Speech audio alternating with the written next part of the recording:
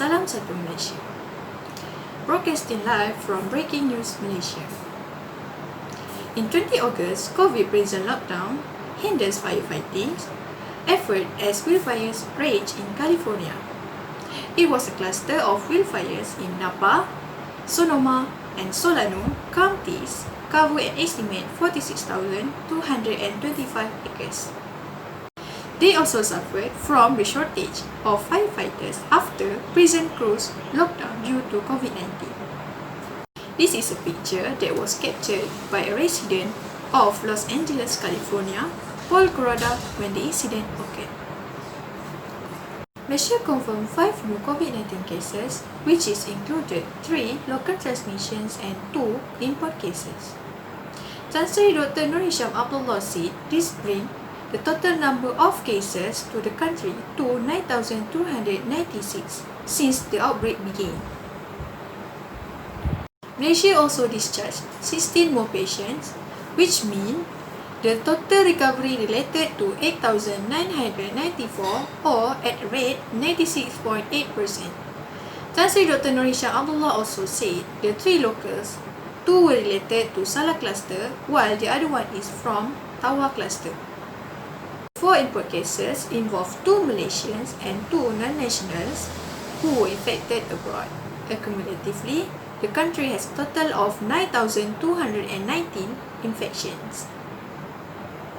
The number of active cases has gone down to 192. Currently, there are 8 people treated at intensive care units ICU, of which 2 patients are on ventilator support. Dr. Hisham announced that no new health toll remains at 125 cases.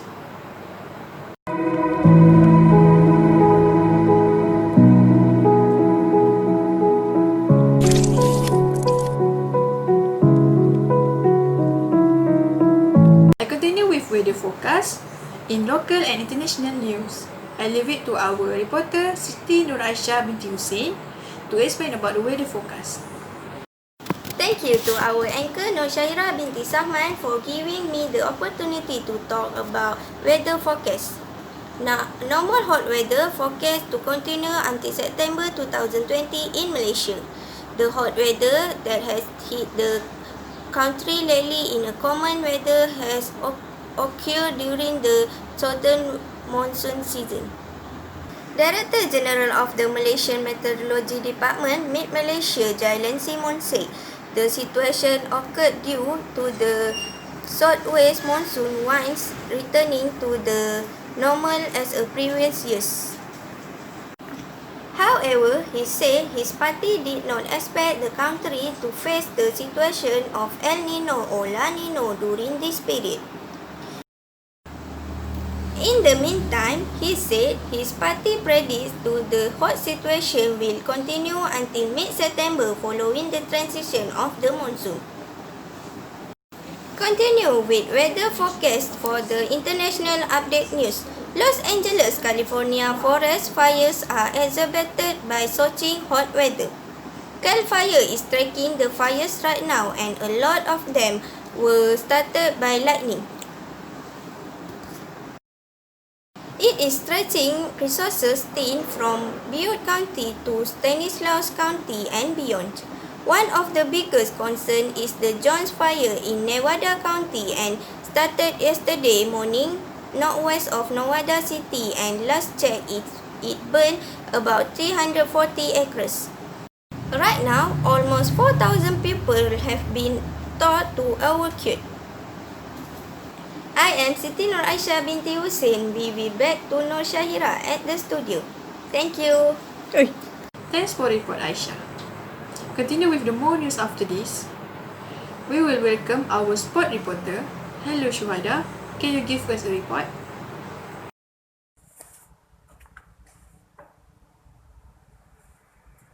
Hello, I am Nur Shuhada Adli as a sports reporter. Before that, I had some research on school sports in co-curricular activities in Malaysia. The government will allow sports and co-curricular activities to be held outside of classrooms beginning September 1st. This as the government be approved the guidelines which must be adhered to and must be conducted in a controlled environment.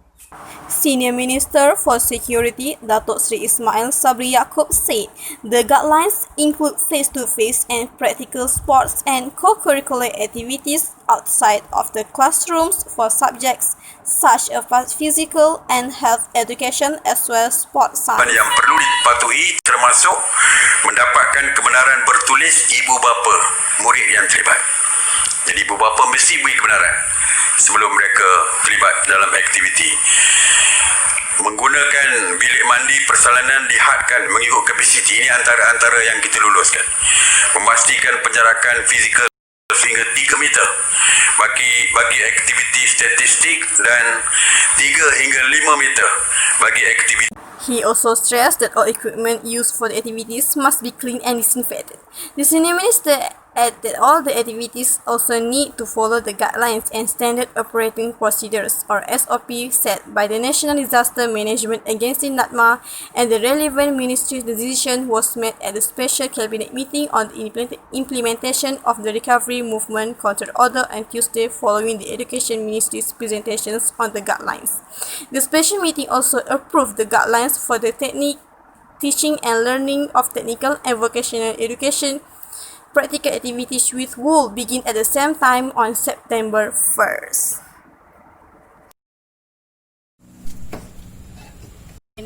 I'm at Sekolah Magabasaan Avenue Baki. I would like to interview a student at this school. Come here. Hello, what is your name? My name is Khadijah. How do you feel when curriculum can be carried out during COVID-19? I feel very happy because it can be carried out as usual. We must follow SOP such as wearing mask, hand sanitizer and social distancing. Continue with our next news from Siti Aisyah binti Zaidan. More than 3,000 tickets to watch Anugerah Juara Lagu 34 anniversary will go on sale online starting at 9 p.m. tonight. According to the Chief Executive Officer of Television Network Media Prima Berhad, Johan Ishak, 3 types of tickets are offered to the public at a price of RM30, RM40 and RM60. Speaking to the media at AJL 34 press conference in Capital this afternoon, he said various different were brought to the AJL stage this year with the theme which is the colour of voice. Jemputlah ramai-ramai tengok di TV3 pada 9 malam pada 9 Februari. Tapi jangan lupa ada kapet merah yang start pukul 8 malam di tonton.com.my boleh tengok, dan 8.30 di TV9. AJL 34 features Awal Asy'ari as the main host in addition to Sherry Al-Haddad and Haziq Husni. Ibarat orang mengantuk di sorongkan bantal lah. Anugerah Juara Lagu adalah impian ataupun dambaan setiap pengacara yang ada kat Malaysia ni. Tapi apabila diberikan peluang sekali lagi untuk mengacarakan anugerah paling berprestij kat Malaysia ni, awak rasa sangat bersyukur, dan saya rasa satu peluang yang memang takkan saya tolak lah kan. Line by 80 solo singer and 4 group singer, AJL 34 amongst them feature Hakim Rusli, Naim Daniel, Aina Abdul and Annie Zakri. AJL 34 receives support from McDonald's as the main sponsor and co-sponsor of the Settle application, the leading petrol e-payment application in Malaysia. Ticket and admission can be checked on the website www.myticket.asia. AJL 34 will take place at Azata Arena of Bukit Jalil in the capital on 9 August.